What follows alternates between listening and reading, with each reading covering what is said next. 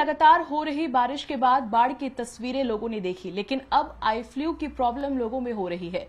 आंखों से जो रिलेटेड प्रॉब्लम्स है, जैसे कि आंखों में एलर्जी, आंखों से होने वाली जो प्रॉब्लम्स है जैसे कि कंजक्टिवाइटिस, इस तरह की प्रॉब्लम्स लेकर अस्पतालों में बड़ी संख्या में लोग पहुंच रहे हैं। अगर बात करें देश के सबसे बड़े अस्पताल एम्स में, तो रोजाना 100 से ज्यादा मामले दर्ज किए जा रहे हैं। वहीं अगर बात करें प्राइवेट अस्पतालों की, तो वहां पर भी आंखों की प्रॉब्लम्स लेके बड़ी संख्या में पेशेंट्स पहुंच रहे हैं। इस वक्त आपको तस्वीरें दिखा देते हैं कि आई हॉस्पिटल में हम मौजूद हैं और तमाम समस्याएं लेकर लोग पहुंच रहे हैं। डॉक्टर सूद हमारे साथ हैं। Sir, what kind of problems हम देख रहे हैं कि बहुत सारी बड़ी संख्या में बाहर पेशेंट्स बैठे हुए, कंजक्टिवाइटिस और इस तरह की जो प्रॉब्लम है पिछले कुछ सालों में इतनी ज्यादा नहीं देखने को मिली है। हाँ जी, एक्चुअली जो आज का जो विषय है वो कंजक्टिवाइटिस है। जैसे आपने देखा हमारे सामने जो पेशेंट बैठे हैं उनको भी हुआ है।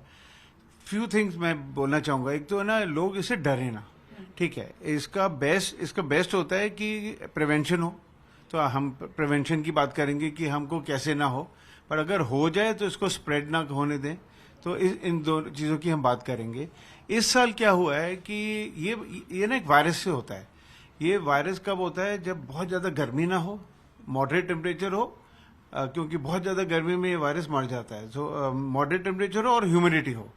अब वो बारिश भी बहुत ज़्यादा हुई है, आपने देखा फ्लडिंग भी बहुत हुई है, तो बहुत जगह पानी खड़ा हुआ है, तो वो भी जब एवेपोरेट करता है तो एटमॉस्फेरिक जो हमारी ह्यूमिड कंडीशन है उसको बढ़ा देता है। तो इस स्थिति में ये जो वायरस है ये बहुत पनपता है और आंखों को इफेक्ट करता है।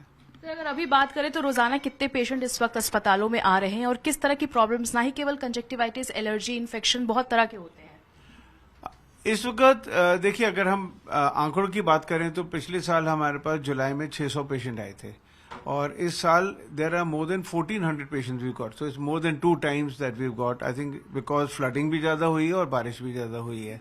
बट ये आंकड़े हमारे बोलते हैं।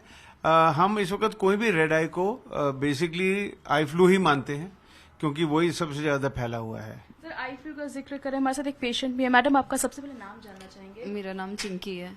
ये कब से प्रॉब्लम हो रही है? क्या घर में किसी और को भी आई इन्फेक्शन? हाँ, अब तो ऑलमोस्ट मेरी फैमिली में सभी लोगों को हो गया है। स्टार्टिंग में मेरे फादर इन लॉ को हुआ था, उनके बाद मेरी मदर इन लॉ को, अभी मेरा 2 साल की बच्ची है उसको है, अब उसके बाद मुझे हुई है। यानी आप समझिए कि इस वक्त ये प्रॉब्लम पूरे घर में लोगों को हो रहा है, ना ही केवल एक सदस्य, पूरे घर के जितने भी सदस्य हैं वो इसके शिकार हो रहे हैं। हम इसके लक्षण जानना चाहेंगे, किस तरह के लक्षण शुरुआत में आते हैं?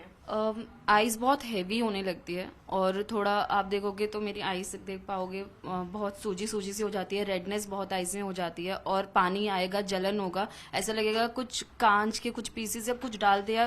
टॉलरेट नहीं कर सकते हो आप इस पेन को, बहुत ज्यादा पेनफुल होता है। तो ये पेशेंट है, इन्होंने लक्षण बताए हैं। अब इसका इलाज डॉक्टर साहब से पूछ लेते हैं। लक्षण तो बता दिए कि हैवीनेस है, रेड होने लगता है, लेकिन इससे बचने का क्या उपाय? लोग कहते हैं कि आंखों में, अगर आप दूसरे की आंखों में देखते हैं तो हो भी जाता है। ये भी एक क्या मिसकंसेप्शन है या हकीकत है? ये एब्सोल्यूट मिसकंसेप्शन है। बहुत लोग सोचते हैं कि हम आंखों को देखेंगे, किसी को जिसको हुआ है उससे हमको हो जाएगा। ऐसे नहीं होता ये। तो अगेन मैं रीइंफोसाइज करूंगा, देखने से ये नहीं होता है। ये डायरेक्ट है इनडायरेक्ट कॉन्टैक्ट से होता है। डायरेक्ट कॉन्टैक्ट क्या हुआ? आपने अपनी आंखें मली, आपके हाथ में वायरस आ गया, आपने दूसरी आंख मल दी, ये डायरेक्ट हो गया। या अगर आपने कोई डोर का हैंडल पकड़ा और आपके हाथ में ऑलरेडी आपने आंखें मली हुई थी, तो वायरस आपके हाथ में है, अब वो हैंडल पे आ गया, अब दूसरे आदमी ने वो हैंडल को छुआ और अपनी आंखें मल ली, तो ऐसे ये ट्रांसमिट हो जाता है। तो अगर हमको ट्रांसमिशन रोकनी है तो बहुत सरल उपाय है एक्चुअली। उपाय क्या है कि एक तो आप अपनी आंखों का ना मलें, क्योंकि आपको नहीं मालूम कि किस मनुष्य ने कौन सी चीज छुई हुई है। तो आप अगर अपनी आंखों को नहीं मलेंगे तो आपको नहीं होगा। साथ में अगर किसी को हो गया है तो उसको थोड़ा आइसोलेशन में रखना है। अगर बच्चों को हो गया तो स्कूल में नहीं जाना है। अगर हमारे को हो गया है तो वो जो व्यक्ति है वो अलग सोए, मतलब उसका तौलिया, उसका तकिया, उसका जो चादर है वो सब अलग करे।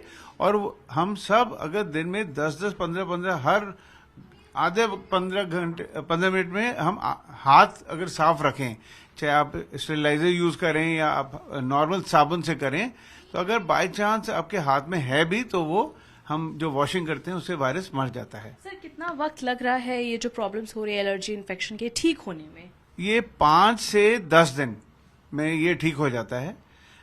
एक चीज बहुत अच्छी जरूरी है जाननी कि लोग सेल्फ मेडिकेशन ना करें। मैं बहुत खुश हूं कि ये आई हैं, क्योंकि क्या होता है लोग या तो ऑफ द शेल्फ ले लेते हैं मेडिसिन, या फिर लिक्विड्स बहुत बाजार में उपलब्ध होते हैं, आई ड्रॉप्स, वो इस्तेमाल करने लगते हैं। तो उसमें कभी स्टेरॉयड होता है, कभी ऐसी दवाइयां होती हैं जिनकी बिल्कुल जरूरत नहीं होती।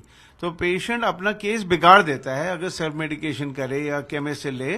तो मैं ये सलाह दूंगा अगर किसी को हो जाता है तो वो प्लीज नेत्र विशेषज्ञ को दिखाए। वो सरल सी थोड़ी सी ड्रॉप्स देते हैं, कोई खाने वाने की गोली की भी जरूरत नहीं है, और ये 5 से 10 दिन में ठीक हो जाता है। तो सबसे जरूरी बात है कि जो डॉक्टर सूद हमें बताए थे कि खुद से आप दवाइयों का इस्तेमाल ना करें अगर आप किसी भी तरह के आई इन्फेक्शन के शिकार इस वक्त होते हैं, क्योंकि बाढ़ और बारिश की वजह से आई फ्लू की प्रॉब्लम्स घरों में देखी जा रही है और बड़ी संख्या में लोग इसके शिकार हो रहे हैं। जैसा कि डॉक्टर ने बताया कि पिछले साल की बात करें तो करीब 600 मामले आए थे और इस बार जुलाई महीने में 1400 से ज्यादा मामले अब तक आ चुके हैं। लिहाजा अगर आपको किसी भी तरह की दिक्कत आंखों में होती है तो आई एक्सपर्ट या फिर आई डॉक्टर से कंसल्ट करें, उसके बाद ही किसी भी तरह की दवाई या फिर आई ड्रॉप्स का सेवन करें। भावना किशोर, टाइम्स भारत के लिए।